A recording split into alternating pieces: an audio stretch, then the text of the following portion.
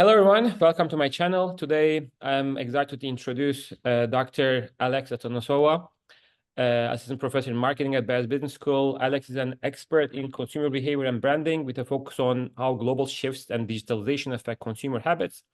Her research, rooted in consumer culture theory, explores the lifestyle of digital nomads and the impact of minimal possessions on consumer security. But Alex, before joining academia, worked as a marketing executive and consultant for leading global brands, bringing valuable industry insight into her teaching and research. She specializes in ethnographic methods to uncover deep insight into market interaction.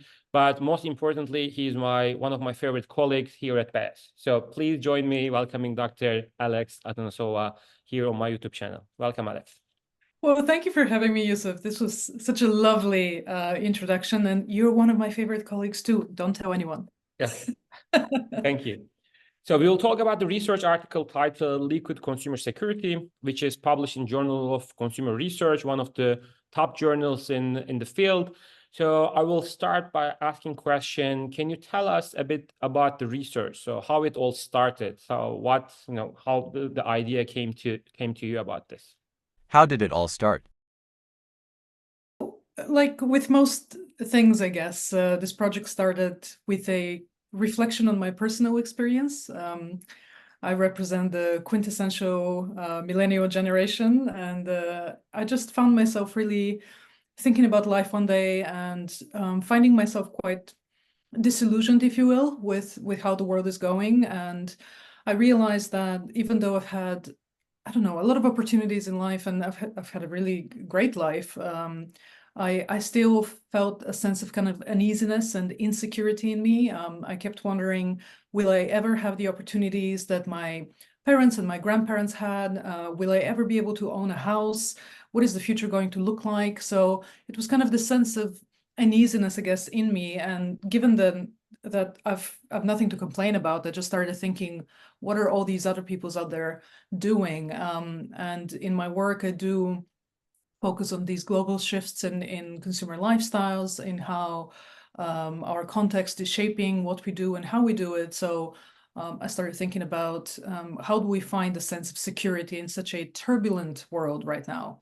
And so that's how this project started. And then as a side note to this, we were, I don't know, chatting with some colleagues after work, and this colleague of mine mentioned this thing about the Nomad cruise that I will probably talk about in a little bit, but yeah. I've always been interested in these communities like global nomads, like cosmopolitans, people who tend to not settle in one place.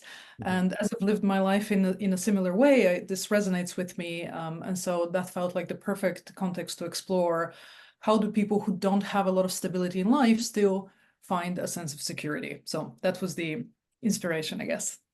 No, that's wonderful. I think I really enjoyed reading the paper myself as well, because there are like a lot of things that you also reflect on your own life, right? So like you mentioned, right? So you start thinking about your future. We are all working 9-5 jobs or even more than that.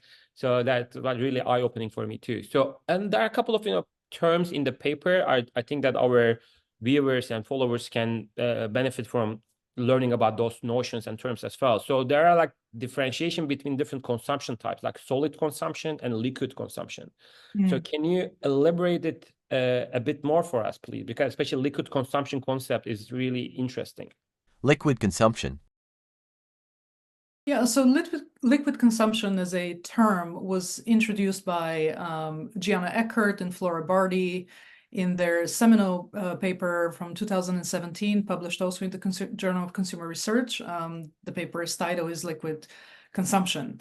So what they do there is that they leverage a theoretical lens that comes from the sociologist Zygmunt Bauman, who introduced this idea of liquid modernity, this present time where things are quite shifting very quickly. We live in a society that's very accelerated, and how this changes our social cultural context. And so they leverage this idea of liquidity to showcase how consumption can be conceptualized as being on a spectrum between solid consumption, which they define as something that is enduring, based on ownership and based on material possessions.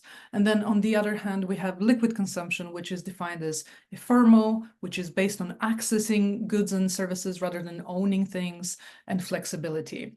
And so they introduced this idea of consumption not being just whatever, but being on the spectrum between liquid and solid, and how liquid consumption is really grounded in these ideals of flexibility, of mobility.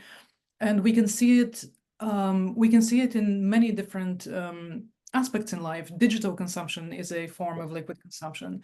Access-based consumption through the sharing economy, your Ubers, your Airbnbs, your rent the runway, those are all examples of liquid types of consumption that don't really center on ownership and possessions, but on access and flexibility. So Gianna Eckert, one of the authors of this paper, is also a co-author on the paper we're discussing now, this liquid consumer security work. And so we really leverage this idea to look at how consumers use consumption, whether that is liquid or solid, in that sense, to kind of find a sense of stability in a turbulent context, as I mentioned. Yeah. No, great, thank you. I mean, my understanding is maybe we can talk about consumption as a spectrum, right? So one end, liquid consumption, fully liquid consumption, and the other end, like solid consumption, like really high involvement products like mortgages or like house, or cars, etc. But yeah, so it's really actually good way of understanding how consumption is different across different products or services or across consumers as well. I really like in the paper you also talk about some movies. I think Nomadland. I haven't watched the movie, but thanks to your paper, I started watching it. And especially one thing, and you also mentioned it in the paper. So they say that they ask the main character, so are you homeless? And she's like, I'm not homeless, I'm houseless. It's not the same thing, right? So that notion is also show us that different understanding of maybe homelessness or what's possession even, or consumption. So can you actually reflect on that sentence, especially in that movie? Maybe you can also talk about the movie. We are not here to promote the movie, of course, but I think it's really important. Yeah. It's a wonderful movie, and I do recommend for people to watch it. It's based on a really good book as well. And so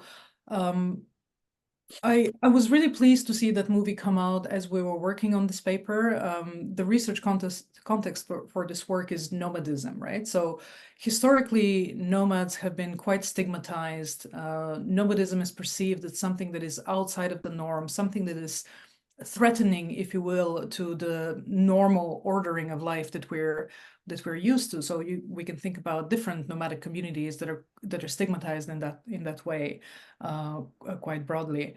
And so what this movie did is actually it kind of put the spotlight on many different problems that we were trying to weave in and talk about in this paper. One being this precarious context in which we live in, context which is not only affecting people from, let's say, the global south, even though I don't like to use these terms, but also it's really affecting the middle classes in the West as well. This is a cohort of consumers which historically has been quite protected, from what is happening. Like there is kind of the sense of you're going to have a stable job, you're going to have some sort of retirement coming up for you, so you can have the sense of stability as you move forward in life. And so what Nomadland, the movie, talked about is how we're looking at middle-class Americans in their 50s, 60s, retirees who, even though they have worked their entire lives, for corporations, have tried to really build this American dream, all of a sudden find themselves pushed out of society, pushed out of the market because they simply something happens, a medical bill, a lost job, and there is nothing to fall back onto. So the movie traces different elderly nomads who live in vans and in campers and travel around the country, as I said, in their 60s, in their 70s, trying to find temporary jobs in places like Amazon, as packers or whatever, to just make ends meet. And what it also, like this quote is like the main character is being asked, are you, oh, I heard that you're homeless. And she says, I'm not homeless, I'm houseless. Those are different things. My mom said that you're homeless. Is that true? No, I'm not homeless. I'm just houseless. Not the same thing, right? No. It shows that, with this precarity that we are all immersed in, our value systems are changing and our worldview is changing. And people who are in these situations are really trying to redefine what having and not having means. So basically the idea is that having material possessions, having a house or not having a house doesn't mean that you are a lower tier citizen, doesn't mean that you cannot contribute to society. And it kind of promotes this idea that we are more than just our possessions. Times change. As times change, our behaviors change and how we consume. And so it sheds light on this change in value systems that we see in society. Yeah. Perfect. Thank you so much. No, like I said, like it's super interesting. Like I learned a lot of new stuff as well. Like you also mentioned in the movie that we are talking about old age poverty, right? So they actually live a really, maybe it doesn't have to be like prosperous life, but at the same time they had a good life working, but something happens, like you said, you never know, and then they become in a difficult situation. We are talking about old age poverty for like people older than 50 or 60 years old. But on the other hand, like seeing or observing all of those things, like Gen Zs, like younger consumers, now they have a different understanding of their future, right? So you also talk about this term again, like impermaculture, and their understanding of future or security is totally different. And that is also like, super interesting as well. So what can we say about the new generation, like, observing all of those stuff happening to their elderly, or just, they see other people in those conditions, like they have old age poverty. So how does it change for them? I mean, yeah, these things are connected, right? So, younger generations, millennials, Gen Zs, they are seeing their parents actually struggling, or experiencing this sense of precarity themselves. And so, as I just said, that changes people's value system. So, this term in permaculture is not introduced by us. We borrow it from Dazed Media, who published this wonderful report titled "In Permaculture," where they survey different, Gen Zs and ask them about the meaning of home. And what they showcased is that for these younger generations, the meaning of home is very different from what it used to be before. Now, home can be anything. It can be your community. It can be your friends. It can be within yourself, So what this means is that broadly, we can talk about, again, this move away from defining oneself, one's worth and place in the world by what you have, and instead trying to ground yourself and anchor yourself in different things that can provide you stability in this fast-moving context today. So in permaculture kind of captures this sense of impermanency, and what do you do when things are so quickly shifting and you can't necessarily keep up with the change, and how ground themselves in different things. So it's very much related. Going into the data collection part, because I really love what you did there. So there you started with like online and ethnographic studies. You spend a lot of time in those communities in the online environment, but then you took it and one step further and you start doing some ethnographic studies, right? So you literally traveled the world by doing it, I think, like based on the data set. So you went like different countries, and you also did a nomad cruise, and then you did it, I think, as the first author. And they also joined like other events, like nomad events. So how was it overall? So how was the experience of data collection, and how was your reflection on the nomad communities? Well, the experience was absolutely wonderful. I mean, to be able to have this as a job, I think it's just something that I've been just so grateful for. So yeah, once we knew that we wanted to focus on digital nomads as a community to study that can show us what can we learn about building a sense of security, then we started looking at just trying to understand the phenomena. So we started with an ethnography, which is basically exploring these communities in different social media groups, following blogs, podcasts, reading about it, listening about it, just to really understand what draws people into this lifestyle, what are the values, that they have, how are they different. And then, as I mentioned, a friend of mine just told me about, do you know that there is this thing called the Nomad Cruise, where hundreds of nomads gather once or twice a year on these cruise boat ships, you know, to travel around for some period of time, like a month or a couple of months, and have workshops and events and get-togethers. And it's kind of like this wonderful festival of exchange of ideas and just creating connections between people. So when I heard about it, I was like, I definitely need to do this. And as you're saying, in line with the ethnographic method of research and data collection that allows me, the researcher, to really embed myself into the community, not just to study it from the outside as an outsider, but also really be a part of it to get a really quite genuine sense of what is it like to live this way. And then be able to talk about it in an informed manner. So we did a Nomad cruise. Gianna, the second author, also joined me for a bit of that in Lisbon. It was absolutely amazing. This community is fantastic, and it's just so wonderful to see the energy that they have for life and how they really can create the sense of hope for the future, sense of self-reliance, that you can actually, you know, make things happen in life, even if I don't know, the system is against you in some sort of way, you know, how you can really create a meaningful life, perhaps with modest means, by leveraging what is the term is geo-arbitration, which is at the heart of digital nomadism, where you basically work remotely. So let's say you're either a freelancer, an entrepreneur, you work for yourself, or you work for a company that has flexible offers flexible work opportunities, and you can work remotely to basically go and live somewhere where it's cheaper to live. So you can maximize your income, however much that might be, and just live a better life without having to just, you know, be a part of the wheel and part of the grind in the system every day. So it was just really inspiring to be able to see these perspectives. And I found myself often wondering, as I was doing my ethnographic field notes at night, after a day full of events, I was like, what am I doing? I'm paying all this rent in London. This life can be so much better. It was just really, really wonderful. And then afterwards, COVID happened. So obviously we couldn't collect data anymore in person, and we shifted back to studying the community online.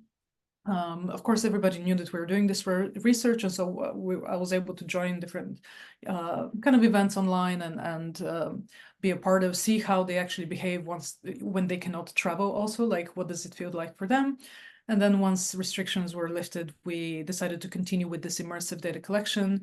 Went to a few different digital nomad hubs. One is in Bulgaria, in Bansko. And then another one in Greece. And so basically just wanted to see, then we went to Valencia, wanted to see kind of within these different geographical places in the world, you know, what does this community look like, and what are people's orientations to life? Long story short, it's fantastic, and I feel very privileged to be able to hear these people's stories and then hopefully tell their story in a way that is representative of their experiences.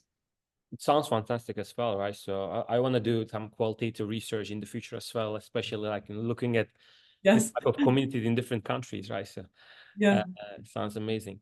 And then you came up with the 3 steps of liquid consumer security, right? So because it's not happening in one day, so there's just like planning ahead, I think, right? So solid risk minimization, security reconstruction, and ideological legitimation, I think, right? So if I read correctly. So can you talk about this, like 3 steps? If I may, I'll just give a little bit of a background, because I think it might be helpful here. So basically, these steps that we outlined, they're not about how to become a digital nomad. So this is not like a tutorial for that in any way. Simply, we're looking at that community because that community is unrooted, because they have so very little, because they are really at this pressure point between trying to live the traditional life, having that career in the big Western city, but really struggling, you know, because it's just difficult, because socioeconomically, we're in a really challenging time. Politically, the environment is collapsing, you know, and so we're looking at this, you know, these people they're all of us really who reach this tipping point, and at some point it's just like, you know what, I just cannot sustain this life anymore. I want to do something differently. And so how to be a digital nomad, that's an entirely different thing, and much has been written about it. It requires still to have a strong passport, to have remote work, to be tech savvy so you can work remotely, and all of those things. But what we actually talk about in the paper is just kind of broadly, how do consumers manage risk and uncertainty when they feel kind of the sense of threat and systemic risk in society? And so what we know is that traditionally consumers, like all of us prior, have been kind of building the sense of security through that solid consumption, through ownership, through planning for retirement, wanting to start a family, aspiring to have that mortgage, and then that like white picketed fence, So those have been the things that we have been using to ground ourselves in the world and to create a sense of security. But today, those things are no longer accessible. We no longer really have access to mortgages. We're no longer able really to think that we're going to have a secure retirement and all of these things. So when we can no longer access these things that used to give us a sense of security, what do we do? And so through studying what digital nomads do, then we outline this idea of liquid consumer security. That is basically behaviors where consumers try to avoid that solid consumption because it feels to them that it's more risky than to have it than to not have it. And then they try to rebuild their lives through these liquid consumption ways. So to just make this more specific, basically, it's like you may want to own a house, but you feel uneasy about the prospect of having it, of being locked to that mortgage, given that any moment you can lose your job, as it really happened with a lot of people during COVID, right? So a lot of people were in so much distress because they were losing their jobs. And all of a sudden, because they have no savings, because they have no like material security, they're struggling to pay rent, they're struggling to pay their mortgages. It was like really panic and chaos everywhere. And so in that sense, this type of traditional consumption based in ownership starts to feel risky. And so people were saying, well, I might as well just not have it, because if I don't have the mortgage, if I don't have the car, even if I lose my job, at least I'm not going to be completely, in this place of distress and disaster. I would be able to pivot quickly. I'll be able to maybe adjust my life. I can go live back with my parents.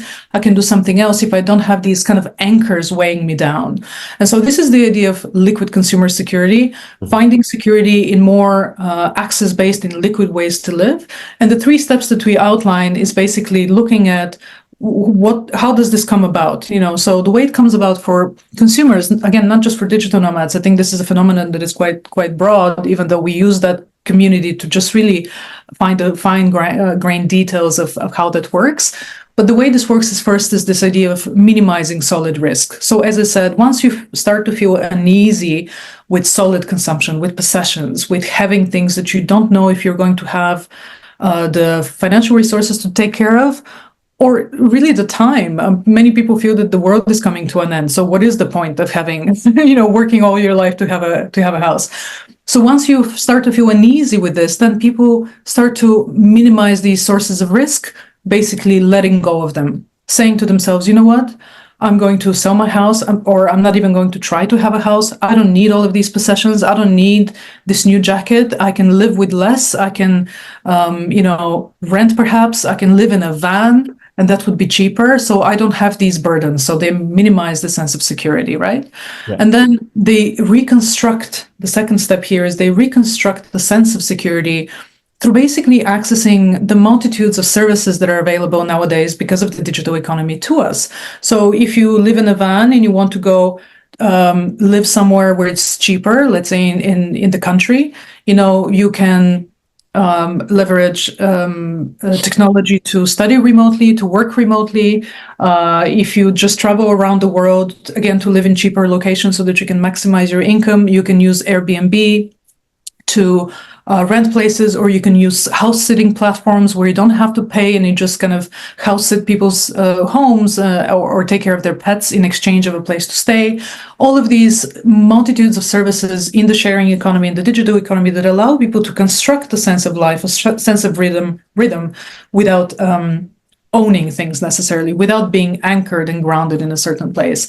And then finally, we talk about this idea of ideological legitimation, because that is still, even though people do that to a certain extent, to do this fully, to really become nomadic and be like, you know what, I'm just going to live in a van, or I'm just going to jet set with my backpack and live in Bali or Bulgaria or Greece, wherever, because it's cheaper. That is still not something that is the norm. Until recently, remote work in and of itself was not really the norm. Only now, because of COVID, we see this being normalized. And so this idea of ideological legitimation is that people who actually do this, they're quite passionate about it, and they like to talk about it and almost recruit other people, telling them that, you know what, I've discovered the blueprint for the good life in today's modernity, in today's chaotic environment. You don't have to be behind, that monitor in the cubicle. You can do something else, and let me tell you how that can work. And so that's why they do a lot of podcasts, they write books, blogs, trying to really promote this idea, not only to recruit other people because they want to kind of share the wisdom, but also to destigmatize their own life, because to feel secure, to feel that this is an actually legitimate way to live, others need to see it that well. And a lot of our participants talked about how their parents, how their friends couldn't really understand what are they doing. And they were like, but when are you going to settle? When are you going to buy? When are you going to get married? And so they really had to work hard to destigmatize not being rooted, maybe not wanting to have a family, maybe wanting to just work 5 different jobs so that if one, falls through, you have 4 others to fall back onto to rely on. So this new ideology, those new value systems, they really work hard to destigmatize them and to legitimize them. So this is kind of the process that we describe to showcase how this sense of liquid consumer security is being fostered. So I think it is becoming more and more popular, right? So it will be easier to tell, our parents, maybe like it's too late for us, how it is like living as a nomad, or instead of buying something, renting it out. And the one example you mentioned for the brand's perspective, I think it also shows how broad it is. It's not only for people with digital jobs or remote jobs. So you mentioned subscription service like Audi, right? So it's kind of a high-end tier car brand. So they are actually offering subscription service. So instead of people owning a car, because we know that some cars are 40K, 40,000, 50,000 pounds, and it's a big investment, right? So you also need to get a loan for that, and you need to make a commitment at least a few years. So instead of doing it, people who are not, digital nomads, they still prefer this. I think, again, so I think that mentality is becoming more popular, I guess, right? So do you think other brands will follow, or what's the limit? What can you say about it? Yeah, so we just wrote an article for the Harvard Business Review that looks exactly at these brand and managerial implications of the construct we introduced of liquid consumer security, and then we talk about the implications for the marketplace. And so the idea here is that not everybody is going to become a nomad, but what we do see is that in general, there is this sense of uneasiness that people, the middle classes have. How are they going to manage life? And they kind of this need for more flexibility, this uneasiness to go toward commitment of buying the house, buying the car, and so on and so forth. And so brands in the marketplace are catching up to this. That's why we see the rise of the subscription economy. Your Pelotons, your Netflixes, and all of this, where consumers are given access to things without the need for ownership necessarily. And I think the slogan of that campaign that Audi had, that we mentioned in the paper, is really telling. The slogan is all of the power, none of the responsibility, right? So it's kind of how they offer all the fun, the joys of having without the responsibility of owning. And that really captures, if brands like Audi are catching up to this and are leveraging this as part of their presence in the marketplace, that comes to show that this is something that's not just a niche thing concerning, some thousands of nomads. It's really something that is central or at the forefront in society broadly today. And so because of this, I think we see in this Harvard Business Review article, we talk about many different examples of different brands of how they're leveraging, how they're kind of weaving in the understanding that consumers need flexibility into their strategies and into their product offerings. So we see, for instance, many different services such as there's this British startup here, it's called Library of Things, where you can go and basically rent for just an hour or for a day tools or things that you may not have in the house. So if you need a lawnmower, or if you need a drill, or if you need, I don't know, a picnic cooler, instead of being like, oh, I need to buy this, but I only use it once a year, or, you know, seldom, then you can go to a site like this and rent it for a little bit or borrow it from somebody. So these kinds of services are tapping into exactly this need for people to have less responsibility and ownership, but we still need things. It's like if you decide not to own things, it's not like you exist in a vacuum. You still have needs and you still need to consume in some sort of ways. And so we see a lot of brands trying to like meet that need. And we advocate for more brands in the marketplace to really think about how they can reconsider their offerings to be more flexible, to offer consumers this way of engaging with their products and with their brands without feeling locked, without the responsibility. And so that really requires a new way of thinking about consumption, about what consumers need, and how can brands really rethink what they already do and do it differently. So we give an example with Japan Airlines there, for instance.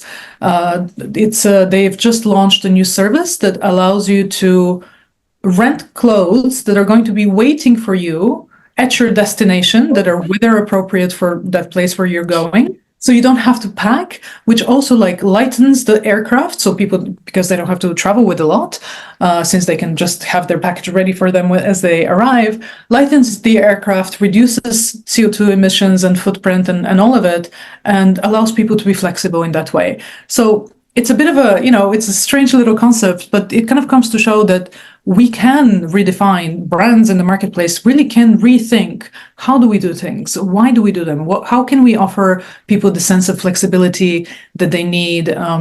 Whether it's because they are generally more mobile and we travel more, or because they feel uneasy about the future, they feel uneasy about having material things and are trying to build a life that looks a little bit differently from what prior generations have had. No, I really like that Japan Airlines idea, because whenever we go ski holiday, we don't actually carry our ski equipment, ski gears. We rent it out there. Why not our clothes, right? So it makes sense. Yeah. Let's see if it catches up with other airlines as well. So, I mean, you already answered this. So you share so many examples. Thank you for that. But I see, I don't know if you agree, and what do you think about that? But I think you also mentioned the pandemic had a huge impact all over the world about this, people reconsider their life choices or work choices. And then now it kind of justifies working from home or working from wherever you are. Like, as long as you perform, so we don't care where you work. So do you think this trend, or also maybe a counter trend, some companies, they call their workers into the office because they already rented out big office spaces in the central places and they want to utilize that, right? So what do you think will happen in the future? Do you think work wherever you are comfortable with, or some sort of nomadism will grow, or do you think people will go back to their original working in the physical spaces and the type of things? Yeah.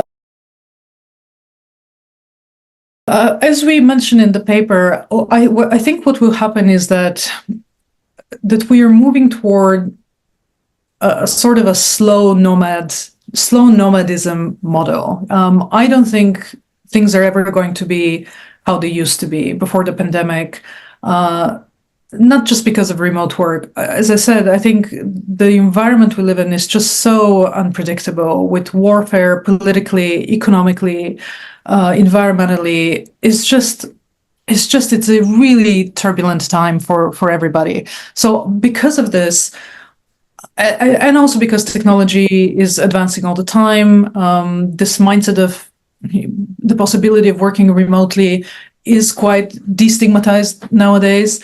I think we're just going to be moving to a way of life where people are going to be demanding more flexibility, because of the pandemic. They saw that I don't need to be in this office for me to do my job. Life can be more than this. I can actually be more productive. necessarily people do need a sense of community. They would like to probably go back to the office, some days of the week. So it's not like we're all going to be like just roaming around, the globe, living in places like Greece or Bali. This is not what I'm saying, but I think there is a sense of need for unrootedness and flexibility that people are going to be are going to be demanding, both from their workplaces, from the marketplace, and from brands, and just simply in terms of how they view life. Hence, fewer people are getting married or starting families. That is not by accident. That it just showcases a sense of shift in mindset about what is this life going to look like, I don't know, 10 or 15 or 20 years from now. And so I feel that we're all going to be seeing a bit of a more flexible, slow nomadic, if you want to call it this way, type of mindset, where we're not so attached to the idea that I need to have that house, I need to have that career for a lifetime. Switching jobs every few years is normalized already, so this sense of flexibility and acceleration is already part of how we view the world. And I think it's just going to increase. We also see this reflected on a policy level, and that's why a lot of countries are now promoting these digital nomadic visas, actively recruiting people to come to their countries, giving them money to do so. It's like you're going to get like $5,000 if you just come and live here for a year. This is like just quite a general example. It's not so easy. Obviously, they require a certain level of income and all of this. But what this showcases is a certain, even on a policy level, on a government level, normalization of mobility in that sense. Yeah. Normalization of the idea that you can move around, change jobs, work, generate income from different streams. And I feel like this is kind of the new, is going to be at the core of the value systems that shape society as we move forward, particularly given how unpredictable everything is in life. No, yeah. So, I mean, while you are giving those examples, I just, think about myself. I have 2 kids and a big mortgage to pay. So I think it's too late for me to, go in the slow-mo nomad mode, but who knows, right? So maybe it will change in the future.